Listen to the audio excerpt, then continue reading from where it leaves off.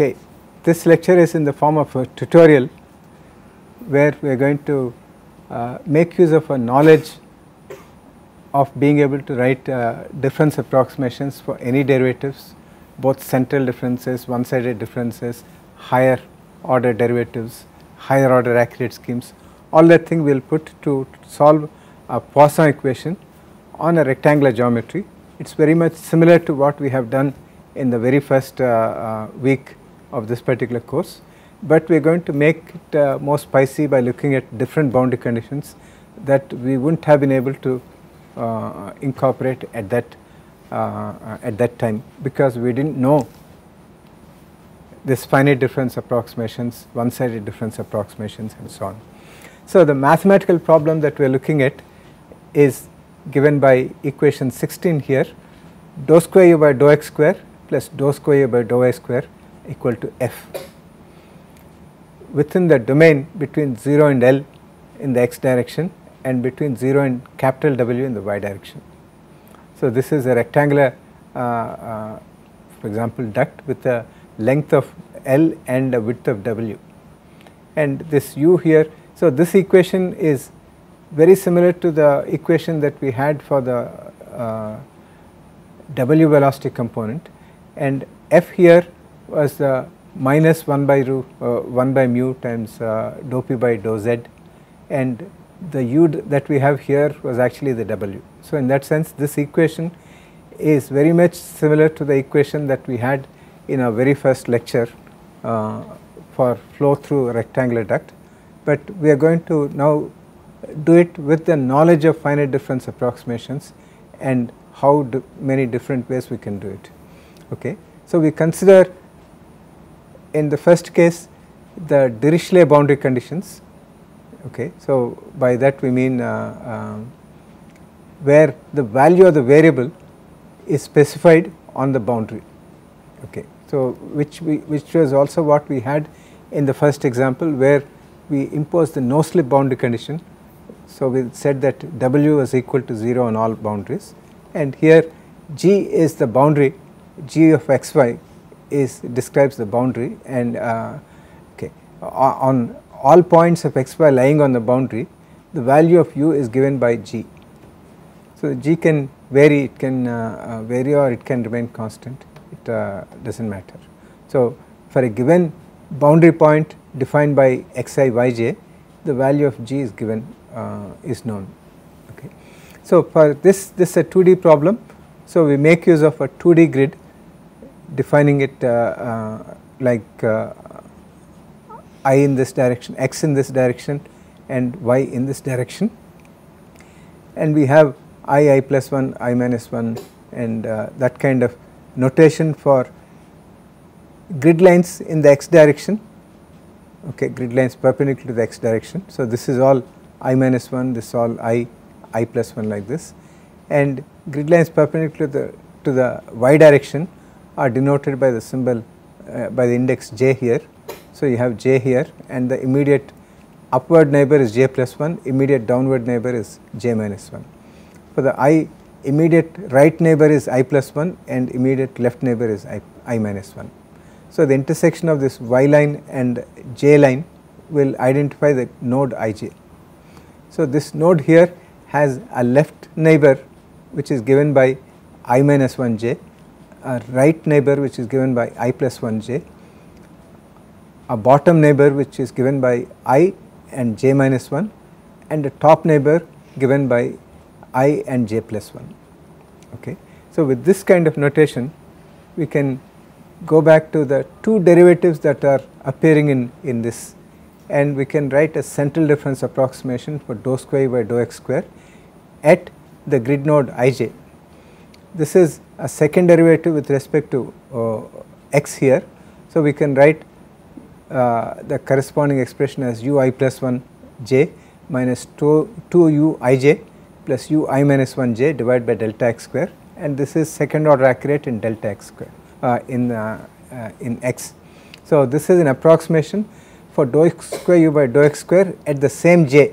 So, j remains the same here, and when you look at this approximation, this is bringing in the value of u at the center at the node ij, and also to the immediate left neighbor and to the immediate right neighbor. So, when you go back to this thing here, you have I here, ij here, I minus 1j and I plus 1j. So, these 3 points here are being used to represent dou square u by dou x square at I comma j. Similarly, dou square u by dou y square is the second term which is appearing in this, and here the variation is with respect to y here. We can again write a central difference formula like this: ui j plus 1 minus 2 uij plus uij minus 1 by delta y square, and this will be invoking ij minus 1 and ij plus 1. So, the immediate bottom neighbor and immediate top neighbor. So, when you now substitute both these approximations in this and then put this f here as f ij, I comma j here, then you have an overall expression which is like this. So, this is equation 17 is a discretized form of equation 16 at node ij, and in this equation here you have u I comma j, u I plus 1 comma j, u I minus 1 comma j, u I j plus 1, u I j minus 1 are appearing, and together. So, that means that the discretization of the governing equation at node ij here results in an algebraic equation involving the left neighbor, the right neighbor, the bottom neighbor and the top neighbor and itself, giving rise to a computational molecule like this. Okay. So, this actually encloses all the points that are being involved in the algebraic equation for this particular node I. Okay. And this presents us the difficulty that we cannot evaluate this until we know all the neighboring points, and we never know the neighboring points independently.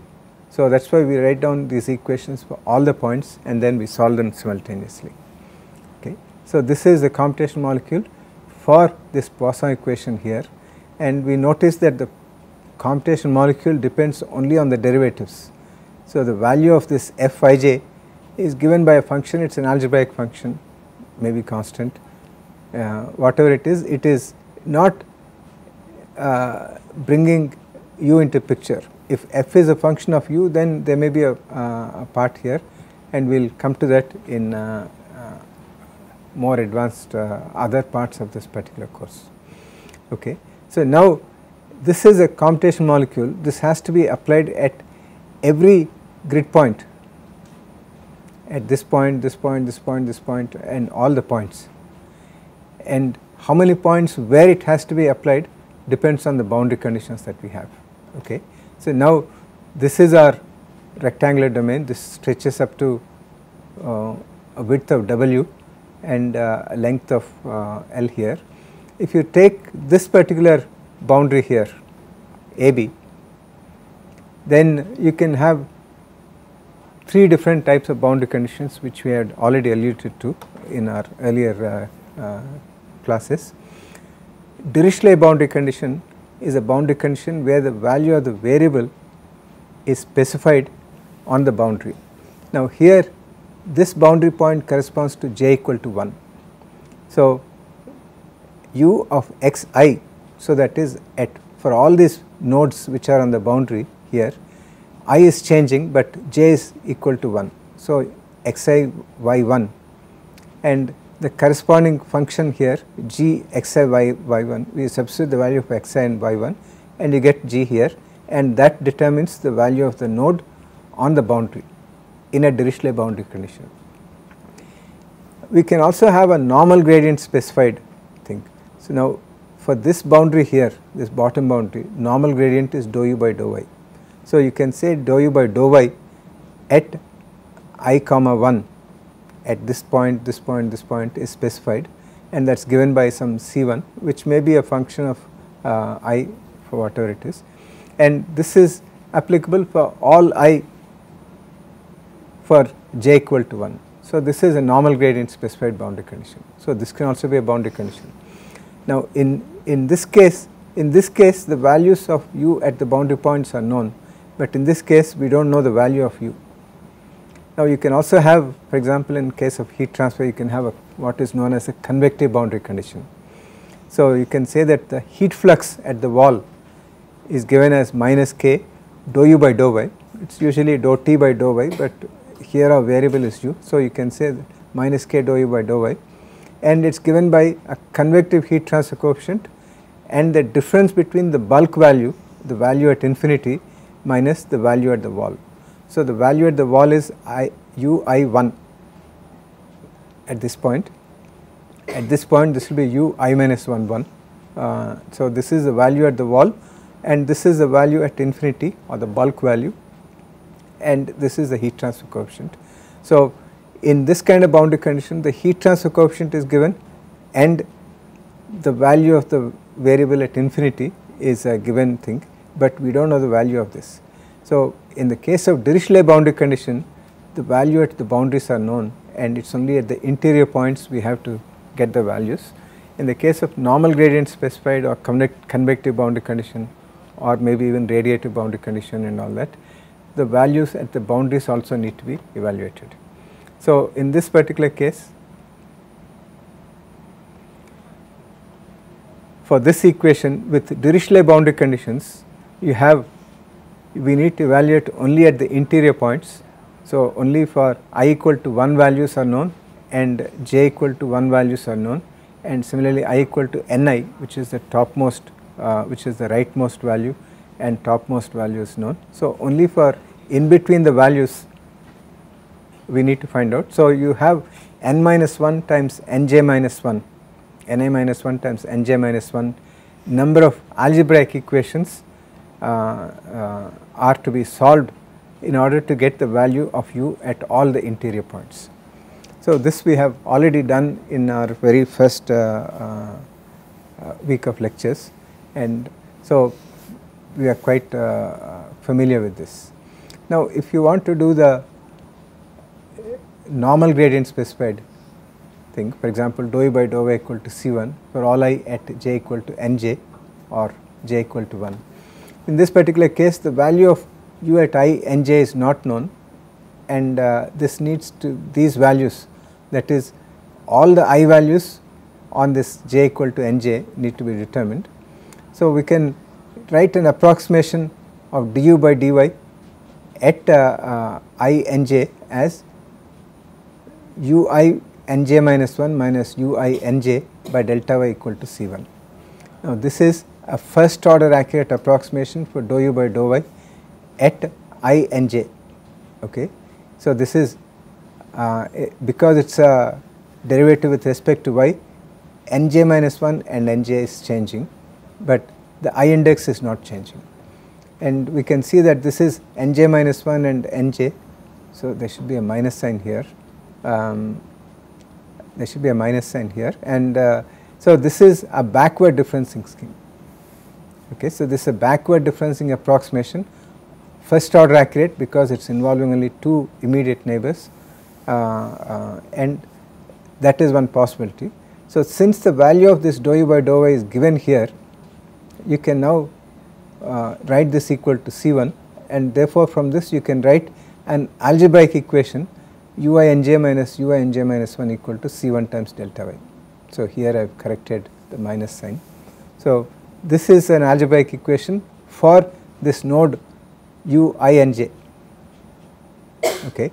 So in the case of boundary point where the boundary value is not known, we do not use the governing equation, we do not use the Poisson equation, but we make use of the boundary condition in order to get an algebraic equation for this. Now we can, instead of using a first order accurate thing, we can also make use of a second order accurate one sided differencing formula here, and because we are looking at nj, which is the topmost boundary, we do backward differencing involving nj, nj minus 1 and nj minus 2, and we can easily derive the coefficients ABC for this using the method that we have already written, in which case we write this dou u by dou y at I nj as a ui nj minus 2 plus b ui nj minus 1 plus c ui nj divided by delta y equal to the same first derivative which is given here, and this will give us a different algebraic equation for the same point ui nj here. So, here we have 1 and minus 1, and here you have a b c like that. So, you have a different discretized equation for this particular point here, this particular node here, and this again is obtained from the boundary condition here. Okay. So, now when you have a convective boundary condition, for example q wall equal to h times u infinity minus u wall with h and u infinity given, we know that the heat flux from the convective side, from external side, must equal the heat flux from the interior, which is minus k dou u by dou y, and dou u by dou y. So, this is effectively condition is minus k dou u by dou y equal to h times u infinity minus u wall, and so we can write this as h times u infinity minus u I n j equal to minus k times dou u by dou y at n j. If we make use of this second order expression, you have this expression like this. Now, we can rearrange this in terms of known quantities. So, we can bring in u I n j times minus h here, and you have this thing. So, we can rearrange this to get an algebraic equation involving u I n j, u I n j minus 1, u I n j minus 2, and in this we have a b c, k, delta y, and also h will come into picture. Okay. So, this gives us a different algebraic equation again for the boundary point. So, in this way we make use of, we incorporate the boundary conditions into our set of equations that need to be solved. If it is a Dirichlet boundary condition, then the values, known values incorporated when we derive. For example, if this is the boundary point, so in a Dirichlet condition this value is known. So, this is fed into the equation for this. In the case of Neumann boundary condition, normal gradient specified or convective boundary condition, we are directly evaluating the value of the variable at these boundary nodes by writing an algebraic equation derived from the boundary condition, not from the partial differential equation. So, in this particular case we have ni minus 1 times nj algebraic equations to be solved for uij if you have one normal gradient boundary condition specified here. So, if you, so in that way we can bring in any kind of boundary conditions into the governing equations, and we,